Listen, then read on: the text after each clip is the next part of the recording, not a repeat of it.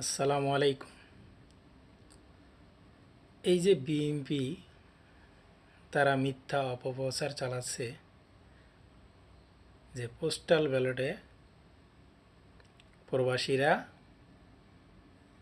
কেউ 200 পেপার নিয়ে আসছে, কেউ 250 পেপার নিয়ে আসছে। একটা কথা বলি, শোনেন।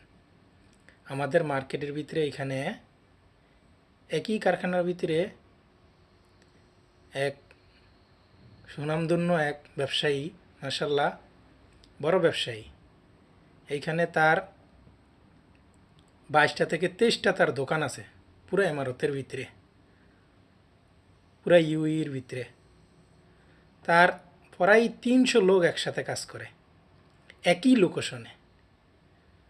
তারা যদি কোনো ব্যালট পেপার যদি তারা যদি মনে করেন যে অর্ডার করে বা অ্যাড্রেস দেয়, তারা তো একই অ্যাড্রেস দিবে, তাই না? আর সেইখানে যদি এই 300 পেপার যদি আসে, তাহলে সেটা দোষের কি আছে? কি আছে দোষের, বলেন? আর এই অ্যাপের ভিতরে কি বলবো, দুঃখজনক ব্যাপার, যারা বিএনপির যারা আছে নেতাকর্মী, যারা এই কথাগুলো বলতেছে, তারা কি এই পোস্টাল বিডি অ্যাপ এটা সম্বন্ধে কি তাদের কোনো ধারণা আছে? আমি তো মনে করি ধারণা নাই। যদি ধারণা যদি থাকতোই, তাহলে তো তারা এরকম মিথ্যা অপপ্রচার চালাইতো না। কেননা সেটার ভিতরে, সেই অ্যাপের ভিতরে প্রথম লগ ইন করতে হলে পাসওয়ার্ড দিয়ে লগ ইন করতে হয়, প্রথম গেলে নাম্বার 1। দ্বিতীয় হচ্ছে ক্যামেরা চালু করে ফেস দিতে হয়, ফেস স্ক্যান করতে হয়। আপনার ফেসের সাথে যদি মিলে, তাহলে আপনি ঢুকতে পারবেন অ্যাপের ভিতরে। দ্বিতীয় ধাপে গেল।